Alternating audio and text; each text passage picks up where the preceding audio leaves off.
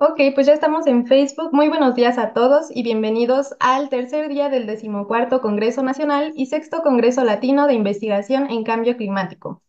Para este segmento los vamos a dejar a cargo de la Universidad Pedagógica Nacional, quienes nos van a presentar los resultados del proyecto de investigación Educación Ambiental Intercultural, procesos socioeducativos con énfasis, en cambio climático para profesores de educación básica en servicio.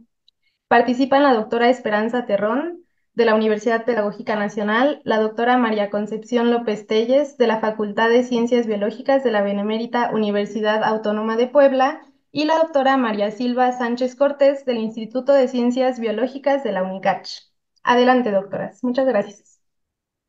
No me deja encender la cámara, ya. Muchas gracias por la presentación. Buenos días a todas y a todos quienes nos acompañan.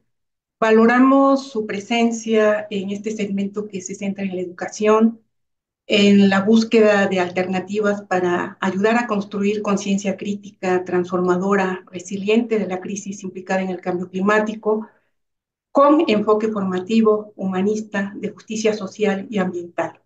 Bueno, ese es el horizonte hacia donde queremos caminar. Antes de entrar en materia, quisiera agradecer al doctor Francisco Estrada Porrúa, coordinador del programa de investigación en cambio climático, por la oportunidad que nos brinda en participar en este sustantivo y reconocido evento de gran impacto social nacional e internacional, así como a todo el valioso equipo que forma parte de su organización por su esfuerzo y compromiso. Compartiremos algunos de los resultados del proyecto que ya ha mencionado eh, la señorita Alejandra. Este proyecto contó con el financiamiento de la Universidad Pedagógica Nacional en el marco del Programa Integral de Desarrollo Institucional PID. Voy a ser la moderadora de este segmento. Tendremos 20 minutos para nuestra presentación y enseguida pasaremos a un espacio de intercambio, de reflexiones y que nos pueda retroalimentar para continuar pensando esta tarea y haciéndola cada vez mejor. Me permitiré compartir. Pues bien, ya también nos han presentado las personas que vamos a participar en este segmento. Cabe destacar que, bueno, es un proyecto colectivo con la alianza de las compañeras de la UAP y de la UNICACH. Y como a mí me toca iniciar, les haré una presentación de mi semblanza académica.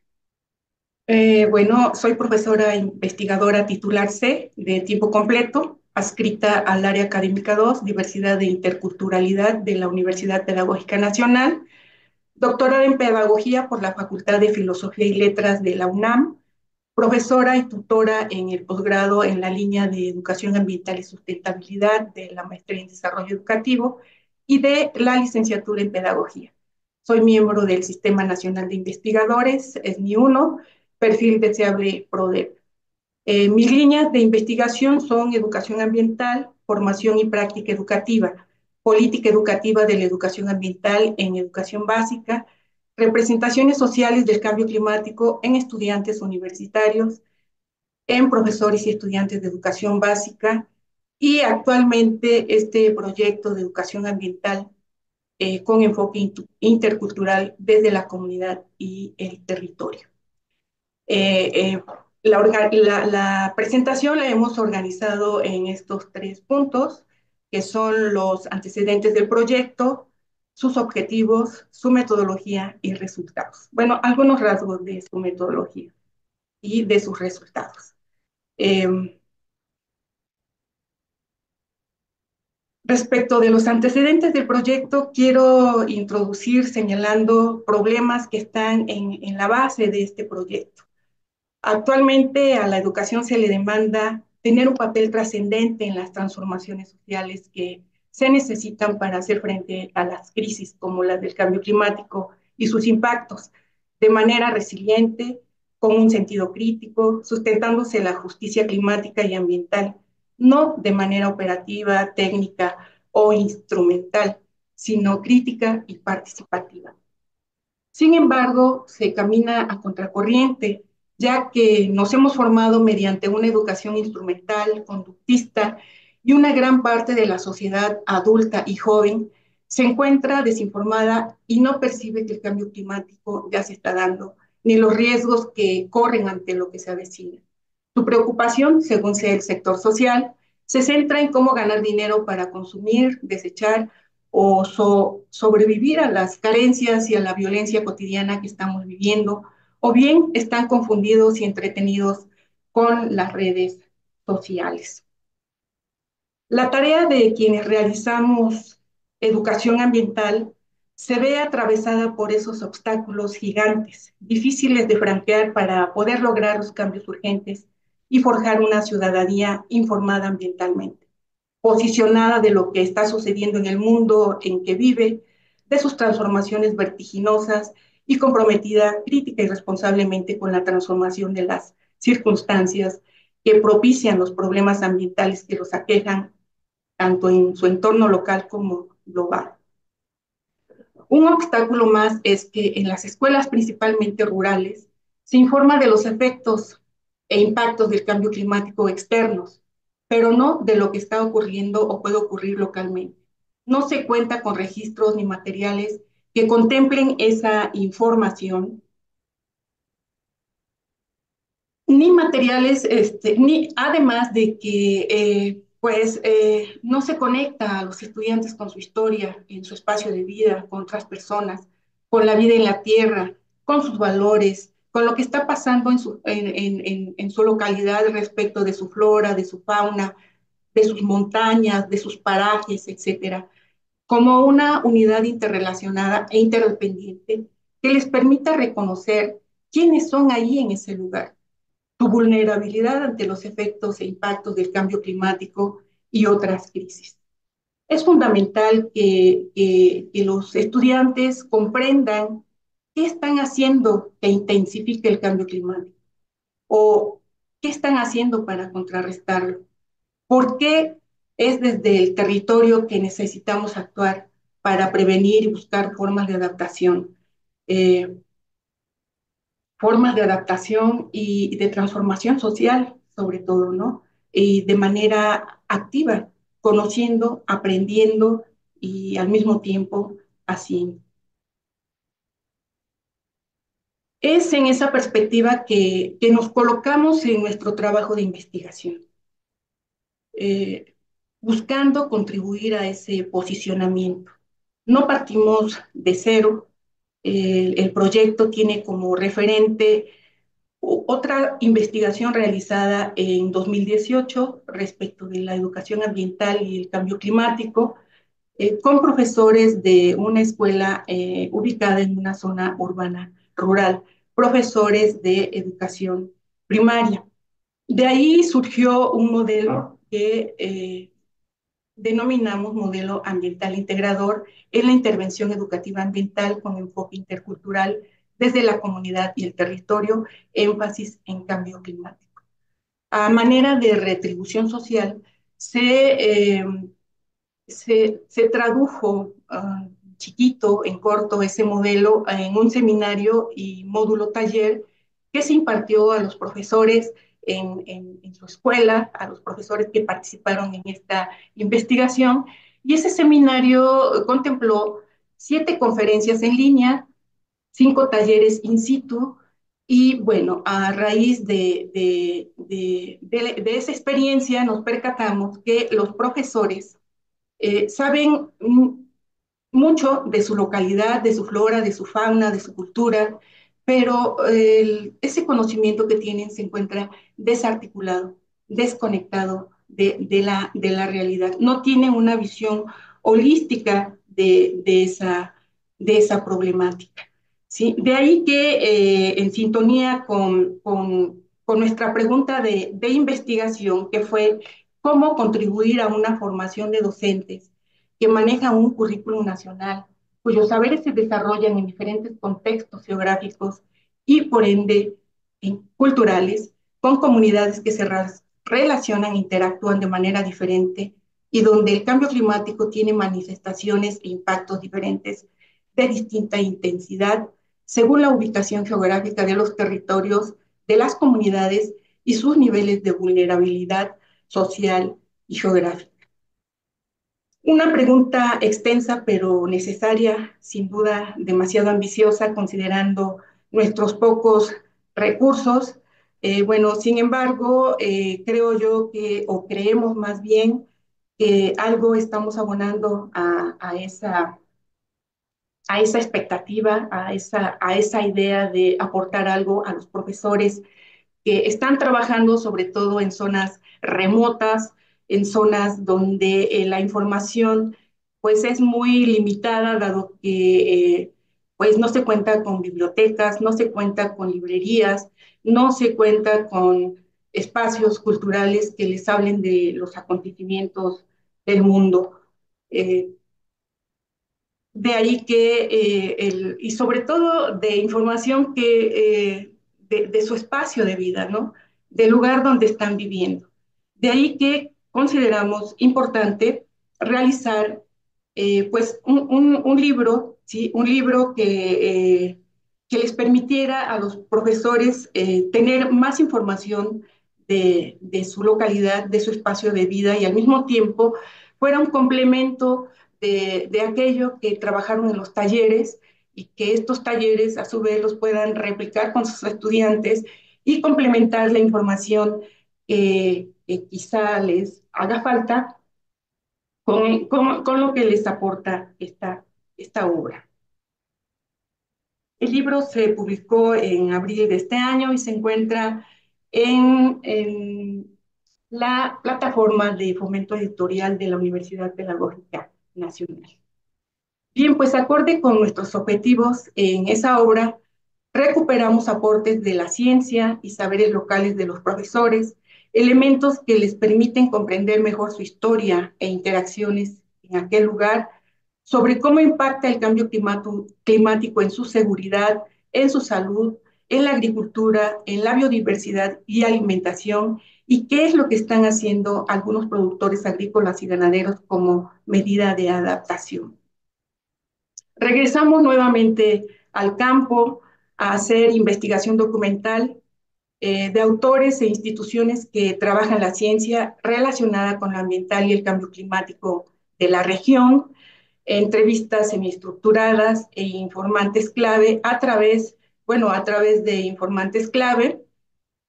Fueron 4 amas de casa, 2 profesionales, 2 profesores y una profesional de la arquitectura, 3 agricultores, y también se recuperó información vertida por los profesores en los 5 talleres que trabajamos en julio de 2022. Aquí pueden ver algunas de las imágenes de esos talleres. Acopiamos fuentes documentales de autores e instituciones como el INEGI, la CONABIO, la Semarnat, la UAD, la UDLA, la Ibero Puebla, la CONAM, del gobierno estatal y de investigadores académicos e historiadores, lo que nos permitió elaborar un panorama contextual introductorio de la comunidad y de la región mixteca baja poblana, destacar rasgos de su geografía local y como región, de su población, biodiversidad, relación naturaleza-cultura, riqueza biocultural, de los impactos y riesgos que se corren con el cambio climático, una información que a su vez coincide con la vertida por las personas entrevistadas, por los profesores, por los campesinos y amas de casa, ¿sí? Ellos hablan de que está observándose cada vez más lluvias tardías, olas de calor intenso, sequía que disminuye la producción de los cultivos y los árboles frutales y además afecta a los animales migratorios y a la salud. También se observan eventos meteorológicos extremos, tormentas eléctricas, granizo, fuertes vientos, incluso lo que nombran mini tornados, que afectan también a la producción de alimentos. Incluso, bueno, con todo esto, problemas de salud por piquetes de mosquitos que ocasionan dengue hemorrágico y otras enfermedades donde pues hay una alta mortalidad tanto de niños como de jóvenes, no solamente de personas adultas, ¿no? Que es lo que estamos más acostumbrados a o aceptamos más, ¿no? Cuando mueren personas adultas, entre otros problemas que no son menos graves. Las entrevistas se realizaron con informantes clave de entre 40 y 77 años, conocedores de los rasgos históricos de la Mixteca y su devenir. Nos aportaron información de los saberes y conocimiento tradicional de su territorio, de sus lugares y personajes emblemáticos, de sus bienes naturales, bioculturales como flora, fauna, plantas medicinales, animales de traspatio, de los cambios en la producción y abasto de alimentos, de la diversidad de alimentos, su disponibilidad y su consumo, la cultura de la milpa y su complejidad, su cosmogonía y alimentación tradicional. También podemos notar que entre los problemas sobresalientes eh, que expresan los campesinos, los agricultores, la gente de a pie que entrevistamos, ¿sí? Coincide también con la información obtenida en las investigaciones científicas de las instituciones antes mencionadas. Hay cierta relación entre aquello que han encontrado los investigadores y lo que los campesinos están observando. Se habla se confirma, bueno, de los problemas, de la problemática de la escasez del agua, el cambio de uso de suelo y crecimiento irregular de la población. La deforestación también es una problemática que se ha venido incrementando en los últimos años, la contaminación del aire por CO2, por el aumento de motocicletas para el transporte público, así como personal. Este aumento pues ha tenido un gran incremento en los últimos años y como sabemos pues también altera el cambio climático porque pues emiten CO2, ¿no? Pero además es una gran problemática porque pues los motociclistas o quienes hacen uso de este medio no traen sus máquinas en condiciones adecuadas. Entonces eso pues, contribuye todavía mucho más a la problemática. También se destaca la contaminación por basura y su desecho en barrancas o tramos locales, a pesar de que por lo menos pasa una vez a la semana la basura. Bien, pues como conclusiones de este primer punto, podríamos decir que el trabajo realizado fue intenso porque se desarrolló en muy corto tiempo, quedó mucha información en el tintero, pero este trabajo posibilita una mayor información a los actores para tener un posicionamiento mayor de su lugar en el mundo. Esperamos que esta investigación brinde a los profesores de la región elementos para dialogar y poner en relación los contenidos curriculares con saberes ambientales que obtendrán en la práctica de la investigación in situ y contextual que realizarán en su territorio junto con sus estudiantes, haciendo uso de las estrategias participativas con las que trabajamos y otras que les sean útiles para construir alternativas para la mitigación y adaptación hacia lo que viene. También el trabajar en lo local nos da la oportunidad de obtener información de las vivencias de las comunidades en sus territorios, una información que es fundamental, pues es desde lo local que vamos a construir las respuestas a la mitigación y adaptación hacia lo que viene, hacia lo que se avecina ante las amenazas del fenómeno, ¿no?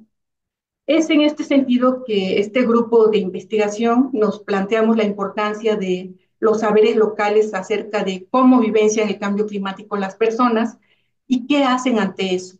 Porque justamente es en el territorio, como lo acabo de señalar, donde se van a llevar a cabo diferentes acciones que van desde la mitigación, la adaptación, hasta cosas puntuales como lo que se puede hacer desde la educación al respecto de problemas sobre el agua, la alimentación, la biodiversidad y agrobiodiversidad presentes en el lugar, porque son elementos que se ven afectados de diferentes maneras por el clima y por, los, por el cambio climático.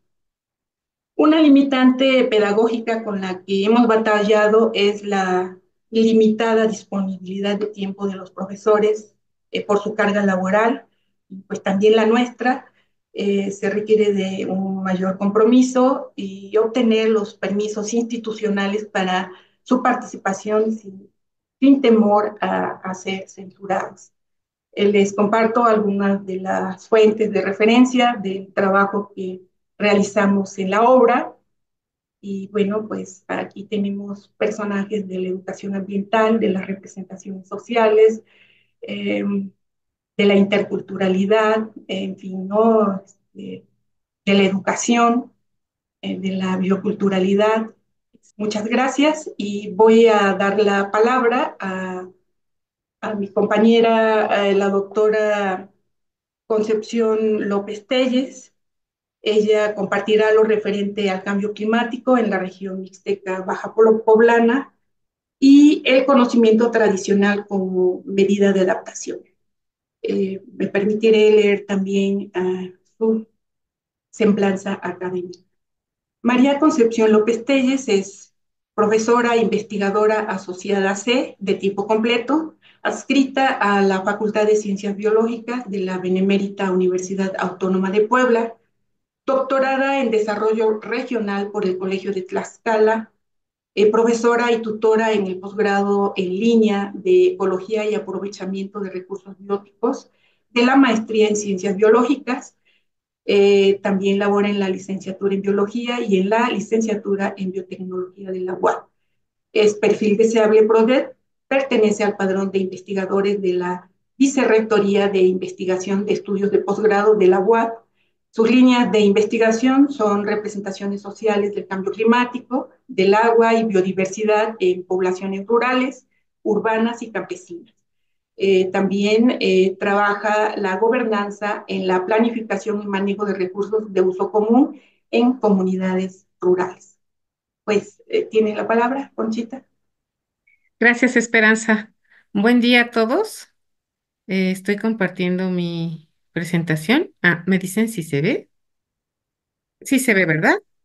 Bueno, como ya mencionó la doctora Esperanza, que agradezco mucho su invitación a participar en este proyecto y en este libro, resultado del proyecto, pues nos encargamos justo de elaborar el capítulo 3, que es el cambio climático en la región mixteca baja poblana y conocimiento tradicional como medida de adaptación. Todo lo que mencionó Esperanza prácticamente es lo que se hizo en este libro, que incluye el capítulo. Aquí está el contenido de este capítulo con el libro y lo que quiero destacar justo es la parte del capítulo que, bueno, en él se documenta el conocimiento tradicional, el origen y la historia de las comunidades que se ubican en la Mixteca poblana. Estamos hablando de 43 municipios con diversos saberes y que esos saberes a lo largo del tiempo han permitido que con la observación de los actores locales que están en contacto con la naturaleza, pues ellos identifiquen claramente todos estos aspectos sobre el cambio climático y que ellos han tenido que sobre la marcha ir resolviendo estos problemas socioambientales como una adaptación ante esto. Aquí se recopila información de comunidades de Chautla, de Tapia y de Jolalpan, pero hay otras regiones que se han trabajado como Zacapala.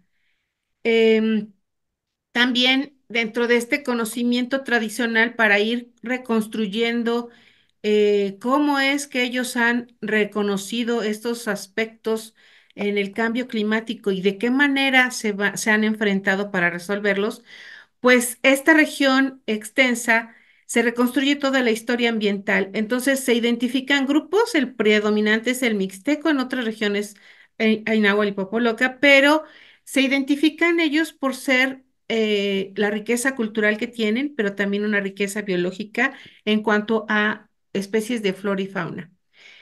Por lo tanto, la relación o el origen que tienen ellos es una identidad histórica regional que sí tiene una relación desde la parte religiosa, pero también desde el parentesco. Y ahorita que se han sucedido eventos de inseguridad, también muestran ellos claramente que su origen y su historia común se marca por una organización para defender su territorio ante estas inseguridades. Se caracterizan también por presentar actividades deportivas, comerciales y administrativas en los pueblos. Generalmente predominan núcleos agrarios que tienen claro la propiedad común de la tierra y también actores que tienen pequeña propiedad con territorios vastos, pero también que los identifica justo el cuidado del territorio y del medio ambiente. Entonces, hay una compleja estructura de la vida organizativa, histórica y tradicional de estas comunidades que se marca en el plano civil, político, administrativo, religioso y agrario. Dentro de este conocimiento tradicional, se reconoce justo ellos, por ejemplo, en talleres que se han tenido, ellos tienen claramente el ordenamiento territorial de su territorio, saben dónde están las zonas de conservación, saben dónde están las áreas donde hay alguna especie en particular, por ejemplo, el inaloe, que es una especie importante por la producción de esencia o para las tablas de las cajitas de Olinala Guerrero. Entonces, este conocimiento tradicional que se plasma en el territorio que ellos tienen desde la memoria histórica, también lo refleja en cómo van haciendo uso de este territorio para poder ir haciendo acciones que permitan ir mitigando o adaptándose al cambio climático. Y esto se refleja a través de su cultura y toda la interpretación y respuesta que tienen que ver hacia el cambio climático. Entonces, la forma en la que las comunidades campesinas de la Mixteca poblana se han apropiado de la naturaleza y su territorio se basa principalmente en la manera en la que ellos se organizan para hacer uso de sus recursos de uso común, como es el suelo, el agua, la flora y la fauna. Cabe destacar que la región es una región semiárida y por lo tanto el agua es un problema. Para poderlo abastecer. Entonces, ellos tienen una organización perfectamente clara en cómo se distribuye el agua para poder tener acceso a este recurso y cuidarla además. Entre ellos hacen acciones, por ejemplo, de conservación, obras de conservación de suelo, entre otras cosas. Entonces, ellos han detectado problemas sobre su territorio y los recursos naturales y este conocimiento tradicional que ellos tienen, pues les ha permitido justo dar soluciones a estos a estas adversidades a las que se encuentran y que nos encontramos a nivel nacional y global. Y entonces, a través de la organización de acuerdos y reglas, ellos toman y hacen uso y acceso de sus recursos naturales, conscientes de la importancia de conservarlos, utilizándolos de manera sustentable, pero también tienen dificultades que están asociados justo al interés de personas en particulares o simplemente el llamado desarrollo, ¿no? El desarrollo para quién o qué, porque finalmente ellos tienen una cosmovisión diferente a la que tenemos en zonas urbanas y el modelo capitalista, la globalización, pues afectan de manera directa el acuerdo y las reglas en la que ellos hacen este manejo de su territorio y sus recursos naturales. Dentro de la historia ambiental, ellos reconocen eventos históricos de cómo el clima, aunque no están en el contexto del cambio climático como nosotros, ellos evidencian cómo se han dado a través desde el mismo origen de sus comunidades, eventos climáticos.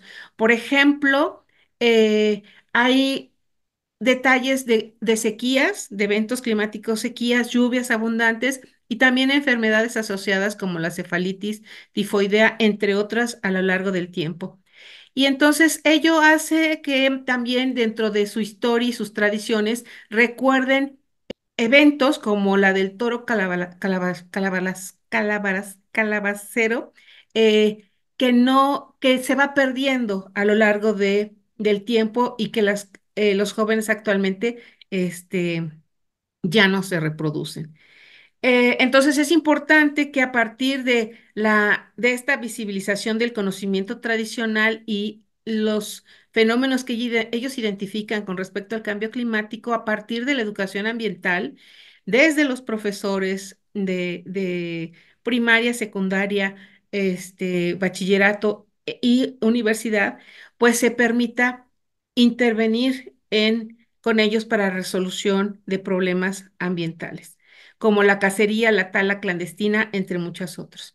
Las acciones que ellos han realizado para mitigar estas actividades antrópicas hacia el cambio climático, pues principalmente en la zona se ha detonado lo que es el registro de las unidades de manejo y aprovechamiento de la vida silvestre y ello ha permitido que de alguna forma se construyan organizaciones como las UMAS para poder cuidar al medio ambiente y poder realizar actividades culturales como la cacería, pero una cacería legal responsable en donde son autorizados a través de un monitoreo eh, bien definido y cintillos autorizados por la Semarnat. También todos en general tienen una similitud y diferencias pero marcan eventos climáticos y vegetacionales importantes. Y entonces, este tipo de acciones han permitido que cuiden el territorio de uso común y que también realicen actividades culturales como la cacería, pero desde una lógica legal y cuidado del medio ambiente.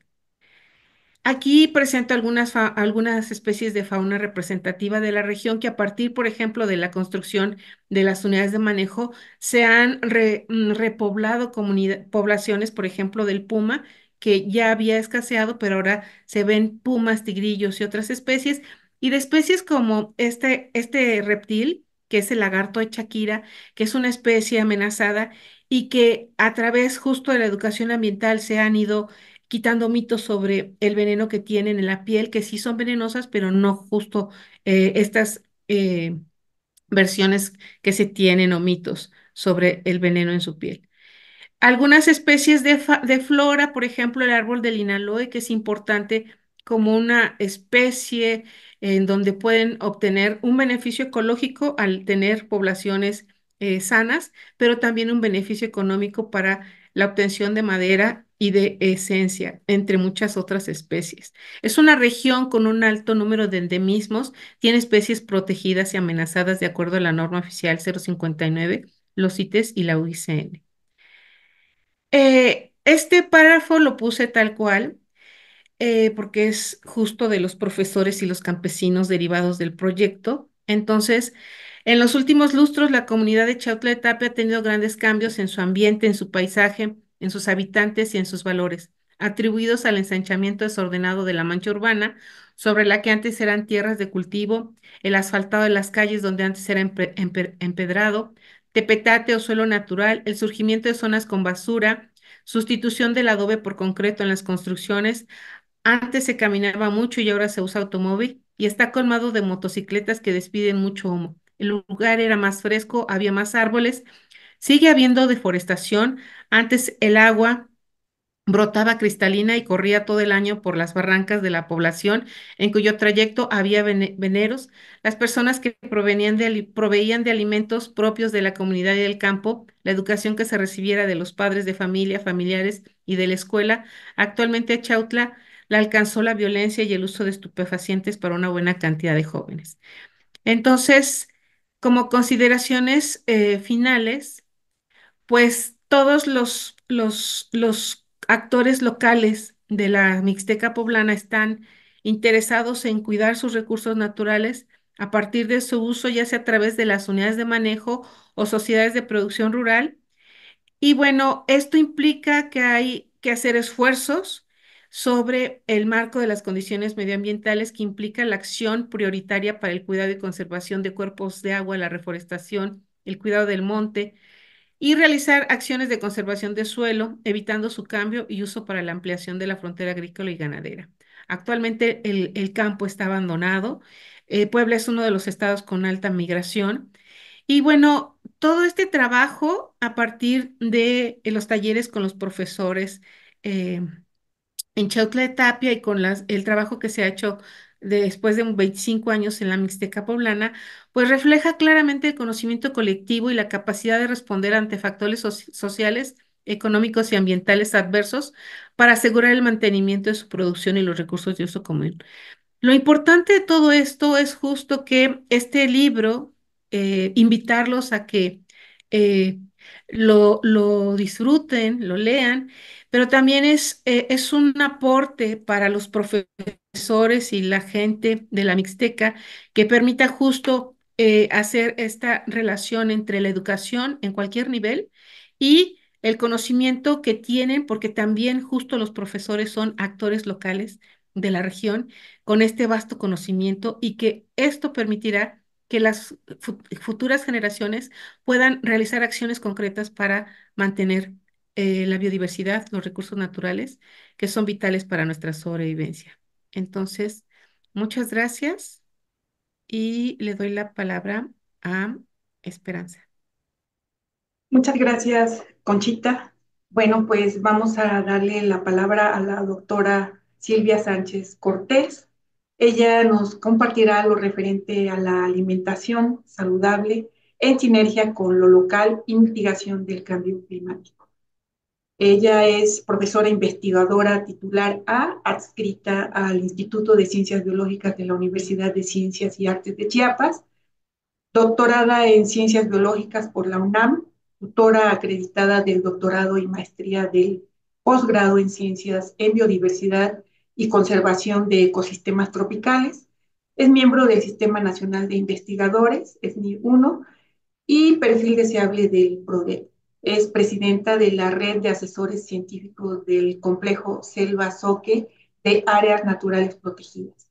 Sus líneas de investigación son percepciones y representaciones sociales sobre el cambio climático, el agua y el ambiente en poblaciones indígenas, rurales y urbanas, adaptación al cambio climático y capacidad de adaptación en relación con los recursos naturales, la agricultura y el territorio, manejo de recursos magnéticos desde un enfoque interdisciplinario y diálogo de saberes.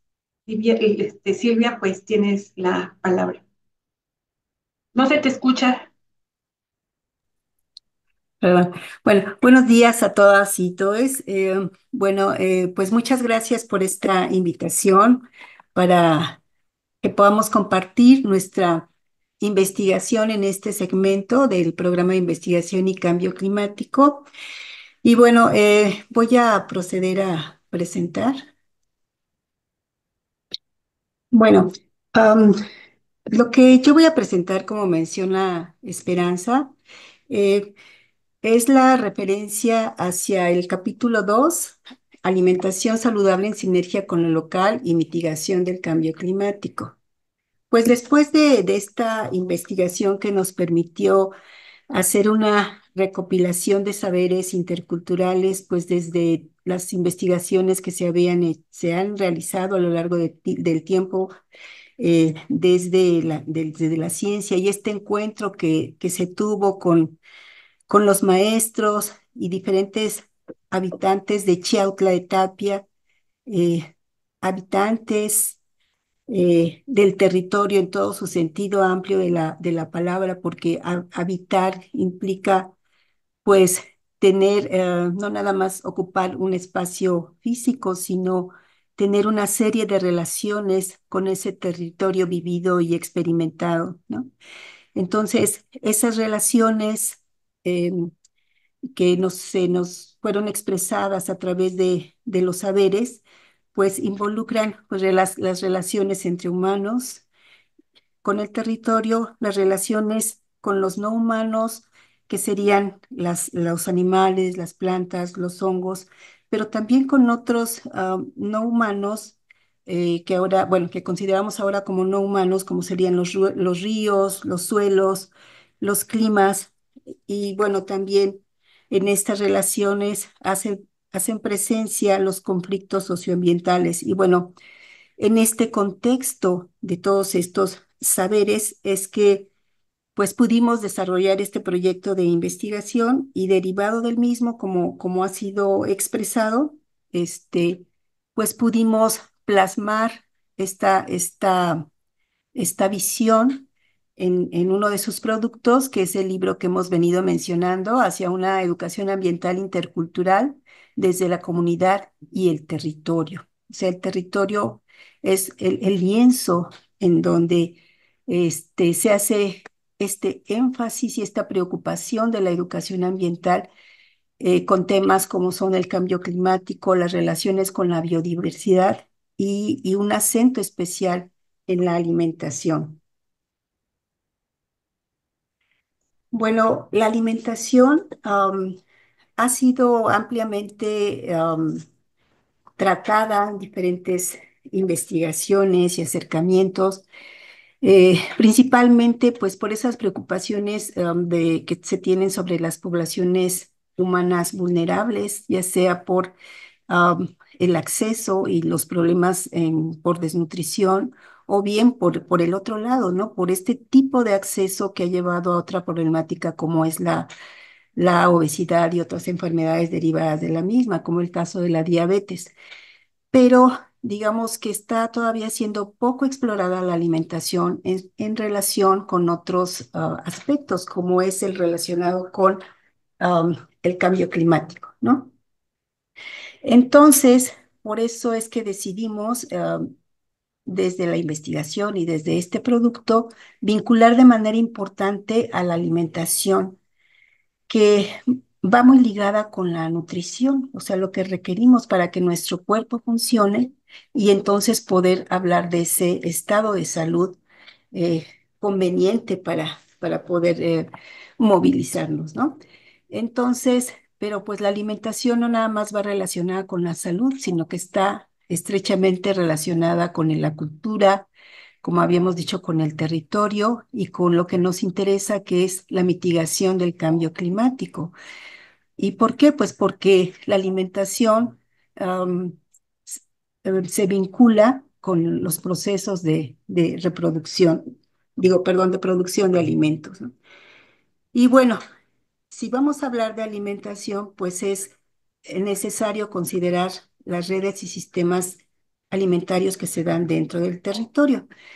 Eh, digamos que a lo largo de la historia del territorio se han podido expresar, digamos, en términos amplios, dos sistemas de alimentación, dos sistemas alimentarios principales, los denominados tradicionales, que son, por ejemplo, los que todavía se expresan en diferentes pueblos indígenas, y los que son, muy entre comillas, considerados como modernos, cuando ya se introduce una serie de productos eh, ajenos al lugar e industrializados, ¿no?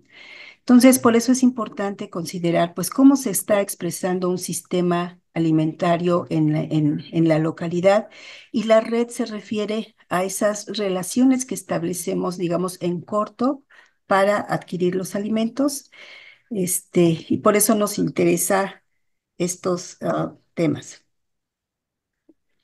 Bueno.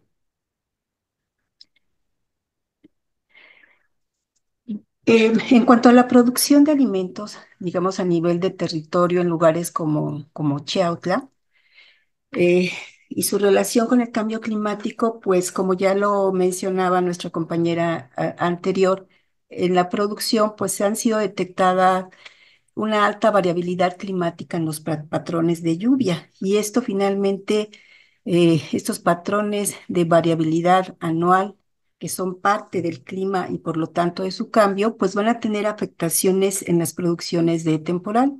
En la zona, pues particularmente sería maíz y otros cultivos que se desarrollen en la zona. Ahora, estas afectaciones, estas modificaciones o impactos, pues se van a sumar a otros procesos, como podría ser el de una potencial inseguridad alimentaria en cuanto a la producción y acceso a los alimentos, no solo por los cambios en la producción que estén relacionados con el clima, sino porque estos cambios pues también van a estar vinculados a, a dependencias motivadas por esas lógicas de mercado vinculadas al capital, ¿no? Entonces, lo del cambio climático se suma a esos otros problemas derivados que llevan a a potenciales procesos de inseguridad alimentaria. Y bueno, también por otro lado, no nada más en la localidad donde trabajamos, sino en otras más, pues está esta problemática del incremento de ingesta de alimentos procesados, que no nada más son los chatarra vinculados a las frituras, sino que pues todos esos alimentos, por ejemplo, los lácteos y productos de embutidos, pues a la hora de procesarlos, pues van a perder mucho de sus nutrimentos y en especial, pues ya se ha demostrado que de los micronutrientes, ¿no? Entonces, pues estos aspectos pues nos llevaron a considerar esta vinculación de la alimentación con el cambio climático. Ahora, en un sistema alimentario, pues bueno, es caracterizado desde la producción de los alimentos hasta que llegan a nuestra mesa. Entonces, en esa producción, particularmente para la zona, cuando hablamos de agricultura y ganadería, esta última, como sabemos, pues el ganado es un importante productor de metano a través de la producción de estiércol y pues contribuye a las emisiones de gases de efecto invernadero. Otro aspecto a considerar es que cuando dependemos más de alimentos externos, pues estos generalmente pues van a provenir de lugares lejanos y muy lejanos a la zona de donde se estén consumiendo. Y esto requiere pues importantes lugares para el almacenamiento y la refrigeración de verduras, carnes, pescados y con las consecuentes emisiones de gases de efecto invernadero. Lo mismo sucede pues no nada más para el almacenamiento, sino por el transporte y traslado, por el uso de combustibles fósiles. Y en cuanto a los empaques, en la producción de los mismos, pues una vez más, pues se requiere de energía para elaborar esos empaques destinados a los alimentos muy procesados, ¿no? Entonces se va como que complejizando ahí el problema y articulando pues cada vez más, sumando cada vez más pues este uso de combustibles fósiles y emisiones de gases de efecto invernadero. Y además, en el caso de los empaques, se contribuye al exceso de plásticos y microplásticos que finalmente van a llegar al suelo y cuerpos de agua. Entonces el problema pues se va complejizando y agudizando. Entonces, considerando estos aspectos, pues ya de los saberes, de la problemática, de la relación del territorio, la producción, los alimentos, pues esto nos llevó a plantear estos objetivos en este capítulo en particular, que es conectar las necesidades de una alimentación saludable y accesible para todos con una producción y consumo ambientalmente también sano y que contribuye a mitigar los impactos de la producción, distribución y almacenamiento relacionados con el cambio climático. Y consideramos que este enfoque requiere pensar críticamente desde lo local en relación con el territorio, como ya hemos venido mencionando, el sistema alimentario y la salud. Y también destacar la atención al acceso y revaloración de alimentos locales provenientes del territorio. O sea que en el caso de los maestros, los niños, los habitantes, volver a recuperar esa introducción de esos alimentos locales que a veces no son valorados en toda la extensión así que de la palabra, ¿no? Y bueno, entonces al respecto, eh, buscamos contribuir a impulsar estrategias dirigidas en el aula a la investigación, apoyadas con recursos como este libro que estamos bueno, que propusimos y que se elaboró eh, para que sirva como un manual para los maestros de educación básica, ¿no? Entonces, este acercamiento desde la educación intercultural y desde lo local, pues permite detonar diferentes estrategias educativas para revalorar una alimentación saludable basada en la producción local y el territorio. Entonces, pues desde el aula, pues recuperar todos estos saberes, estos valores que tenemos ya en el territorio vinculados a la agrobiodiversidad, a esas plantas que se consumen o que se han dejado o que se consumen un poco menos o un poco más en la zona. Entonces, volver a reintroducirlas en la alimentación y compararlas con esas ventajas con respecto a otros, por ejemplo, alimentos que vienen de lejos, ¿no? O alimentos muy empacados.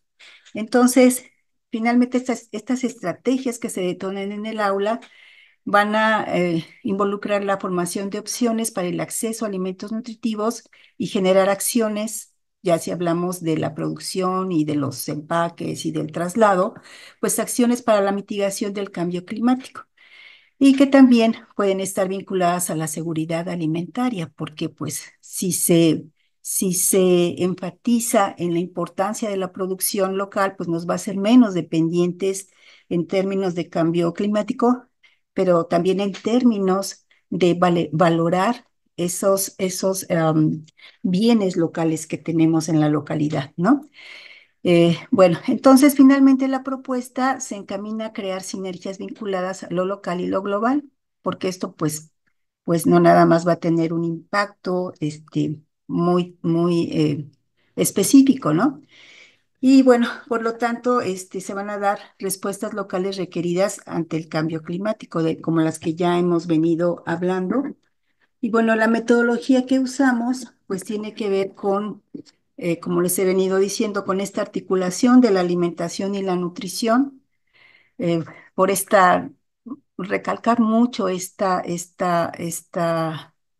valores de esa agrobiodiversidad local que al no estar procesada, pues, y que al que tienen un acceso, también, pues, digamos, más fácil, pues adquiere una valoración importante y sobre todo, pues a nivel nutricional, pues no hay esa pérdida de micronutrientes, ¿no? Entonces, por eso se enfatiza en el papel de los alimentos frescos de la zona. Ahora, toda esta agrobiodiversidad local, pues está vinculada al territorio y a esa cultura expresada en la alimentación. Y la misma se expresa en la riqueza de costumbres, tradiciones, preferencias alimentarias presentes en el territorio habitado. No vamos a, a venir a hablar de cosas extrañas, sino de eso que ya tenemos, cómo lo hemos mantenido o qué hemos ido perdiendo y que habría que hacer esa reflexión de cómo reincorporarlo de nuevo. Entonces, por eso es importante hacer esa, esa, esa tener esa mirada para ver cómo eran las costumbres actuales, cómo son, perdón, las costumbres actuales con referencia a las pasadas y qué sería necesario reincorporar, revalorar o resaltar todavía más, ¿no? Hablando de la agrobiodiversidad local, por ejemplo. Y bueno, esta comparación de la alimentación presente en las redes y sistemas alimentarios locales tradicionales y los denominados modernos, pues justamente nos llevan a ver estos impactos de esos impactos en la nutrición, en la salud, esos impactos ambientales y esos impactos que están vinculados al clima y su cambio, pues compararlos y ver qué nos podría convenir mejor como habitantes de este territorio, como habitantes de este planeta y como habitantes que podemos se puede contribuir a la seguridad alimentaria. Y bueno, ya para finalizar voy a poner un ejemplo de lo que se podría desarrollar en el aula. Podemos plantear actividades desde este reconocimiento y en su caso revaloración de la agrobiodiversidad local.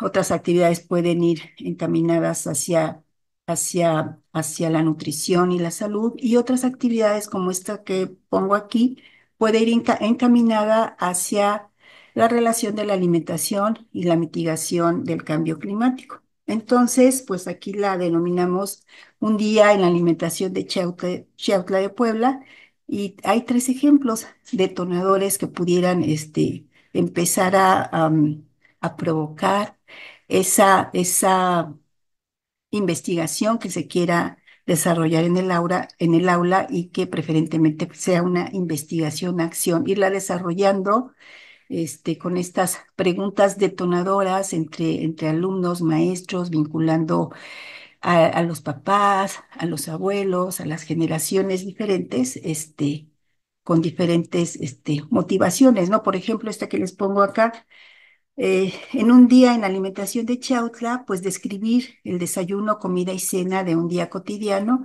y eso nos permite empezar a hablar pues de dónde vienen los alimentos, si son locales o vienen de lugares lejanos. Por ejemplo, comparar entre alimentos locales y alimentos de fuera, cuántos kilómetros, energía, combustible se necesita para traerlos, antes cómo se le hacía para adquirir esos alimentos, qué ventajas se tenían antes, qué ventajas se tienen ahora, qué desventajas antes, qué desventajas ahora, y entonces empezar pues a indagar dentro y fuera del aula, ¿no?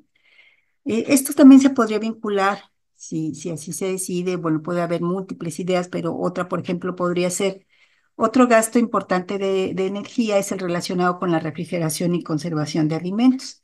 Entonces, en Chiautla, pues se elaboran diferentes conservas como mermeladas, frutas en almíbar o jarabes. Los alumnos las saben, cuáles conocen, cuáles han hecho, qué otras se podrían preparar. Se podrían incorporar otros vegetales locales o salsas, o qué más se podría para esta mitigación bueno, para este almacenamiento, y con ello contribuir a esa mitigación del cambio climático, ¿no? Y bueno, otra podría ser discutir la opción de aprovechar la energía solar o el papel de la energía eólica para conservar alimentos. Pues no todo es refrigeración, no todo es hacer mermeladas o jarabes, ¿no? También se puede conservar frutos, verduras deshidratadas, cómo se le podría hacer para tener estos alimentos en cualquier época del año y accesibles para su preparación. Entonces, pues, y sobre todo con esto ir involucrándonos en que hay otras opciones para favorecer el ahorro de energía fósil, ¿no? Y así como estas, pues otras muchas ideas se podrían ir desarrollando en el aula, y en este caso, con referencia a la alimentación y el cambio y la mitigación del cambio climático. Y pues esto vendría pues ya apoyado, por ejemplo, en este caso con el manual, el libro que puede funcionar como una guía importante para el trabajo en el aula, ¿no? Y bueno, como conclusión, pues, y como lo hemos venido recalcando, este acercamiento va desde lo local, lo que nos permite detonar diferentes estrategias educativas para revalorar una alimentación saludable basada en la producción local y el territorio. Y bueno, estas estrategias involucran la formación de opciones para el acceso a alimentos nutritivos y generar acciones para la mitigación del cambio climático, vinculadas a la seguridad alimentaria y a la disminución del consumo de alimentos lejanos y sobre todo los no nutritivos. Y finalmente, la propuesta se encamina a crear sinergias vinculadas a lo local y global, como es las respuestas requeridas ante el cambio climático, ¿no? Y bueno, pues muchas gracias. Esta sería mi participación. Muchas gracias, Silvia. Bien, pues no tenemos preguntas en el chat, pero si alguien de los asistentes quisiera hacer alguna pregunta, pues estamos aquí. Doctora, al parecer en el chat sí hay varias preguntitas. Si gusta, les damos lectura. Ah, sí, por No favor, sé si... porque, ah, sí es Ok. cierto, ya, ya. Sí, sí, por favor, si me haces favor, Ale. Bueno, me parece que la primera era de Ángel Yair.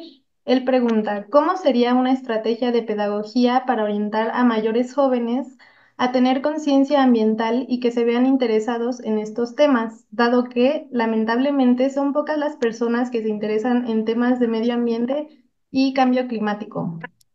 No sé, Silvia o Conchita quieren responder. No sé si Conchita, es que estoy aquí viendo cómo me desconecto de dejar Este, de compartir.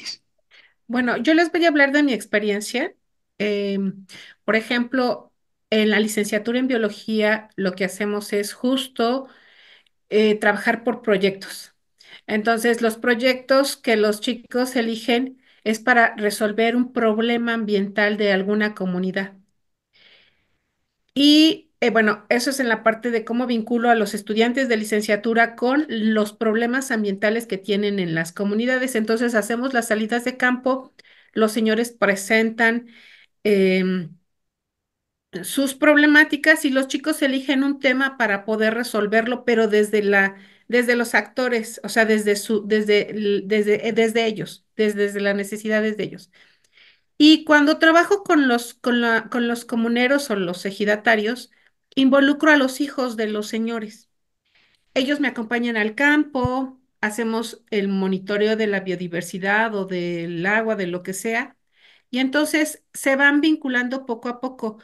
Em, Sería una vinculación desde los saberes de ellos y necesidades de ellos. Por un lado es la licenciatura, los jóvenes de licenciatura se involucran con las comunidades para conocer sus problemáticas y que sus proyectos de investigación que han derivado en tesis, por ejemplo, respondan a esos problemas. Pero en ese proceso, los jóvenes se involucran, los jóvenes de las localidades se involucran. Desafortunadamente, ellos tienen necesidades porque muchos chicos sí se involucran y hacen, por ejemplo, ahorita tenemos monitores para el venado cola blanca y entonces los jóvenes ellos me ayudan a hacer los transectos, ya saben, por ejemplo, identificar, hacemos la caracterización de la vegetación para ver la estructura de protección contra insolación y contra predadores de los venados. Y entonces los jóvenes, no es formal, es todo un proceso no formal, pero ellos ya prácticamente asumen y se vuelven estos monitores comunitarios. Entonces es la forma en la que yo me he acercado involucrando a los estudiantes de la licenciatura en biología y a los jóvenes de las comunidades rurales a participar en los proyectos de conservación. Entonces, y de esa forma ellos se apropian del proyecto porque nosotros estamos de paso finalmente en las comunidades. Si no hacemos o desarrollamos capacidades para que ellos sean sus propios gestores, pues estamos haciendo malas cosas. Ellos deben de adquirir y apropiarse de estos procesos para poder ser sus propios gestores comunitarios. Entonces, esa es la forma en la que yo he trabajado con ellos. No sé si responda a la pregunta o si Esperanza. eh, No, creo que sí, ¿no? ¿Qué dice Yair? Sí, Yo creo que, justamente ajá, ¿cómo sería una estrategia para orientar a jóvenes a tener más conciencia ambiental o involucrarlos o que estén interesados en estos temas, justamente?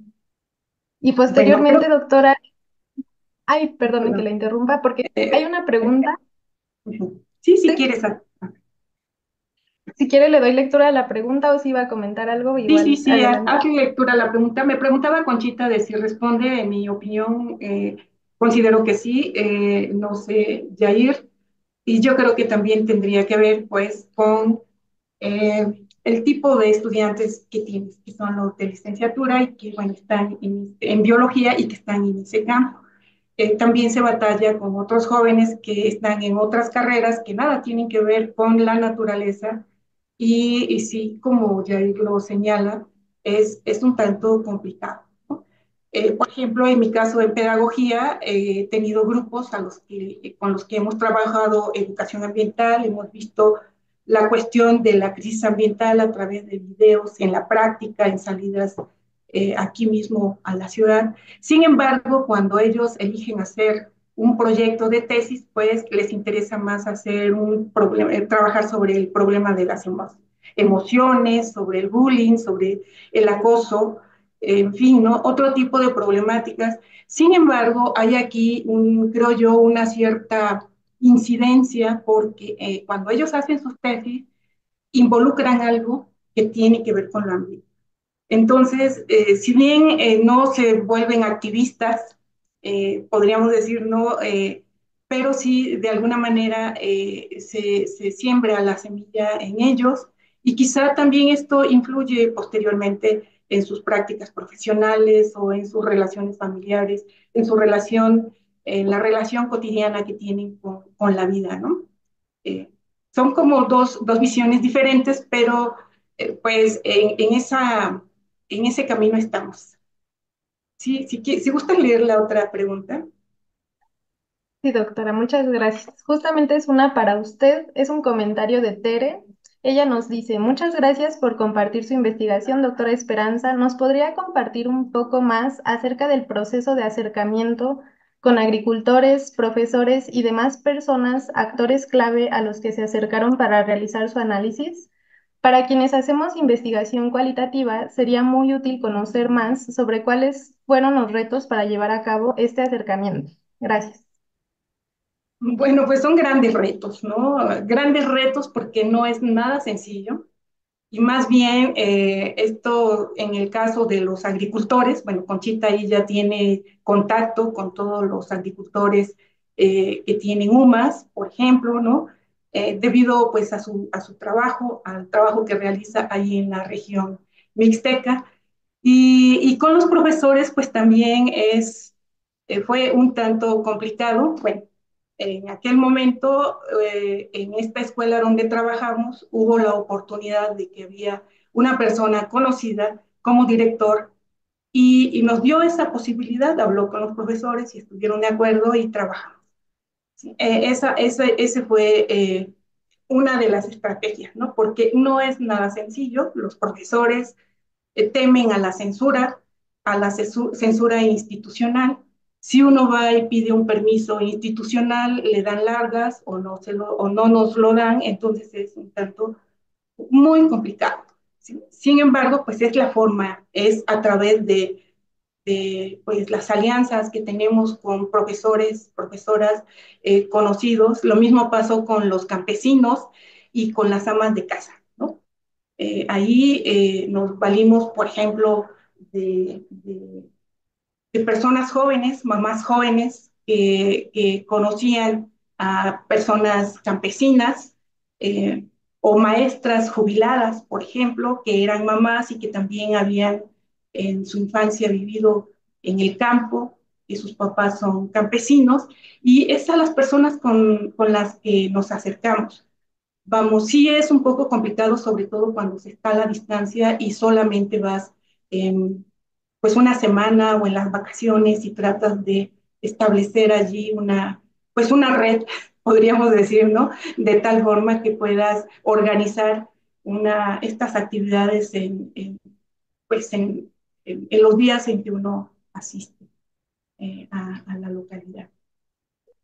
No sé si respondí, Tere, a tu respuesta, perdón, a tu pregunta, pero pues esa fue la manera y ahora estamos intentando hacerlo, pues a través también de hablar con los maestros directamente o bien ir pues con los supervisores, o hacerlo de otra forma. Pero lo importante aquí es que el profesor esté interesado, se involucre, se comprometa, quiera hacer cambios y quiera además proponer cambios, ¿sí? A partir de lo que él está vivenciando en su práctica cotidiana y que sabe que lo que está haciendo es novedoso, puede ser útil para la formación de los estudiantes y sobre todo la construcción de conciencias, ¿sí? De conciencias críticas, participativas, colaborativas, que es lo que en el momento actual pues está buscando, ¿no? Dado que nos ha invadido la violencia, ¿sí? La violencia, por ejemplo, entre los problemas que se tienen ahorita en la comunidad en Chiautla, es que llegó pues el narcotráfico y están llegando a las comunidades, al campo, y están desplazando a las personas. Y eso es una problemática muy seria, muy grave que se está viviendo en esa comunidad y creo que en otros lugares del país. Entonces, pues, ¿qué se puede hacer? ¿No? Nosotros desde la escuela, pues nada más ofrecer ese conocimiento y alternativas para el cuidado, ¿no? El cuidado de sí, de los otros, de la comunidad, pero nada más. Muchas gracias, doctora. Bueno, por ahora al menos Tere y Ángel dicen que sí les han respondido, que muchas gracias por sus respuestas.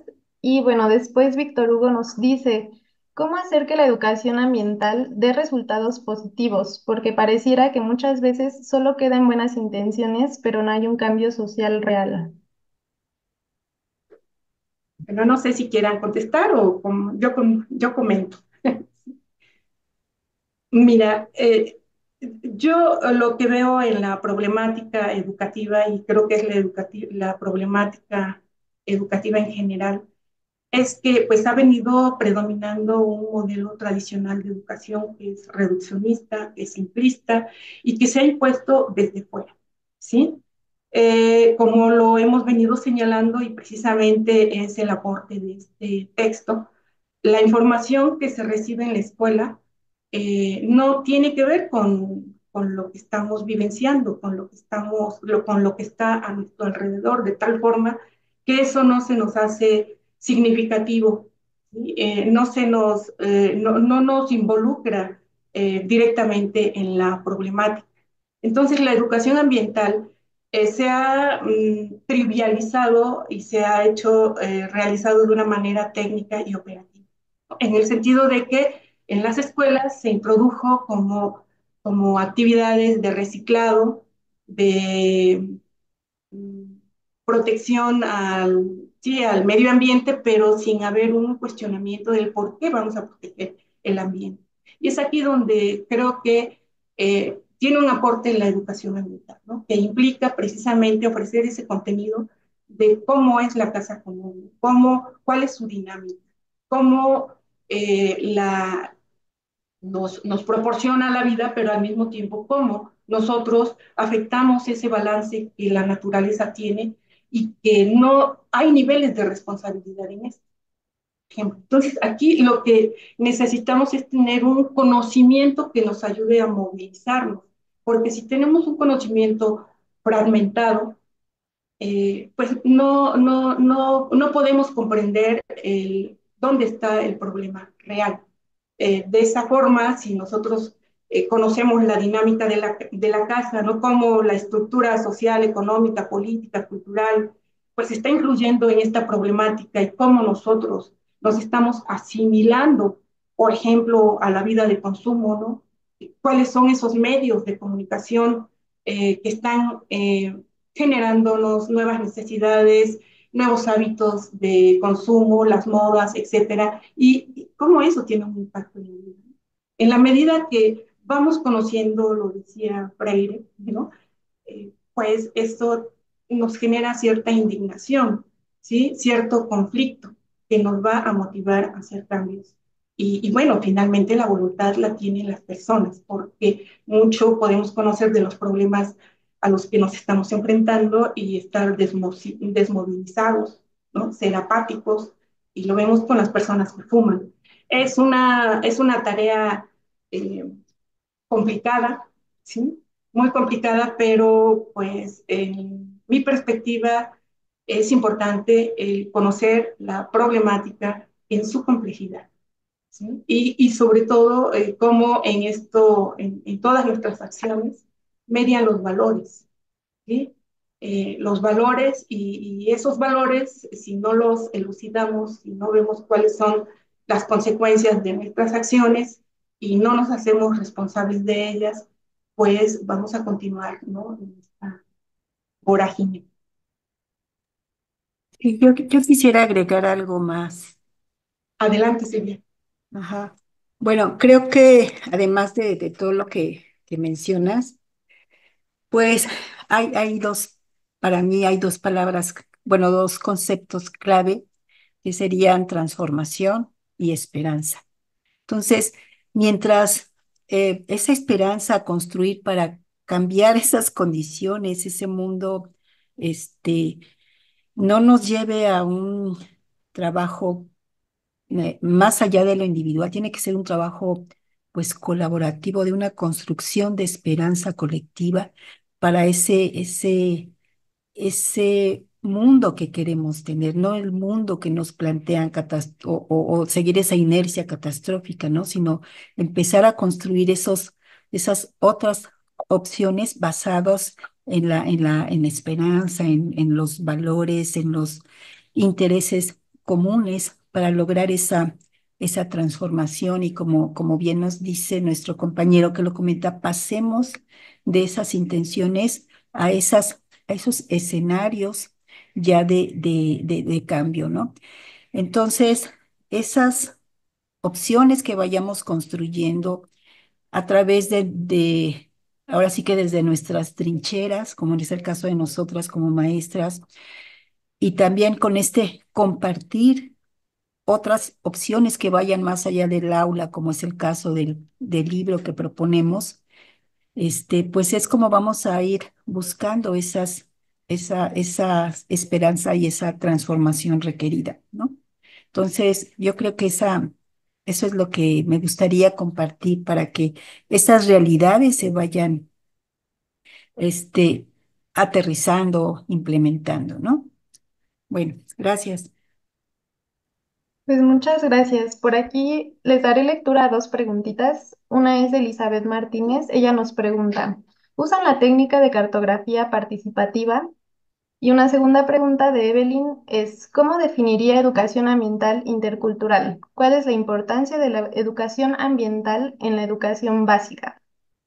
Bueno, aquí nos están preguntando, como dicen, había ahí por ahí un programa, ¿no? El premio de los 60,000 pesos o algo así, no recuerdo, ¿no? Yo creo que no hay definiciones ni respuestas acabadas, ¿no? Todo está en proceso de construcción. Eh, a ver, ¿cómo está? ¿Cuál fue la primera? ¿Cómo lo definiría la educación ambiental? ¿Cuál es su importancia en la educación básica? Bueno, la educación ambiental, toda educación es un proceso que implica un conocimiento, en este caso, un conocimiento sobre la realidad ambiental, ¿no? Sobre esas interacciones que tienen que ver con la relación sociedad-naturaleza y cómo estamos afectando el balance que proporciona la vida en la naturaleza, ¿no? Cómo estamos afectando la dinámica de la naturaleza que nos proporciona la vida, ¿no? Hay allí un conocimiento, pero también tiene que ver con la forma en que nos acercamos a ese conocimiento, ¿sí? Cómo nos estamos acercando a ese conocimiento, decíamos de una manera fragmentada, lineal, o de una forma crítica, contextualizada, que nos permita comprender la relacionabilidad de los problemas y tener una visión de conjunto de esa realidad, ¿sí? También implica valores. O sea, la educación ambiental, como lo señalaba hace un momento la doctora Silvia, ¿sí? Implica una ética del cuidado. Toda educación implica valores, ¿sí? La educación positivista pues tiene valores que están orientados al mercado, ¿no? A ser eficientes, competitivos, individualistas, porque es la forma en que se puede obtener mejor ganancia en un menor tiempo posible. ¿Sí? Y en este caso, lo que está primando dentro de la educación ambiental es precisamente el cuidado de la vida, ¿sí? El cuidado del otro, como lo decía la doctora Silvia, el cuidado de nosotros mismos. ¿Sí? ¿Cómo? Pues también a partir de ese conocimiento de quiénes somos aquí en este mundo, ¿sí? En este lugar, de tener ese posicionamiento del mundo y conciencia crítica de esa realidad. Cuando hablamos de conciencia crítica, implica hablar de un conocimiento que busca la transformación de la realidad y no quedarnos en comprender los problemas, sino actuar para transformarlos. Entonces, la educación ambiental es un proceso, ¿sí? Que implica ese conocimiento, la forma en que nos acercamos a ese conocimiento y los valores también que guían y el horizonte hacia donde queremos llegar, ¿no? Eh, a grandes rasgos podríamos decir, ¿no? No hay definiciones, pasos específicos, sino que son cuestiones que se van dando de manera pues interconectada, ¿no? La importancia de la educación ambiental en la educación básica, pues creo que es fundamental, ¿sí? Desafortunadamente en la educación básica se ha omitido la educación ambiental, ¿no? No se quiere hablar de educación ambiental, se habla de medio ambiente, del cuidado del medio ambiente, pero no de la educación ambiental. Y podemos cuidar el medio ambiente, pero no estar haciendo educación ambiental, porque la educación ambiental implica precisamente eso, ¿no? Es un conocimiento integral que cambia y transforma nuestras relaciones con los otros, con nosotros mismos y con la naturaleza, con el medio de vida.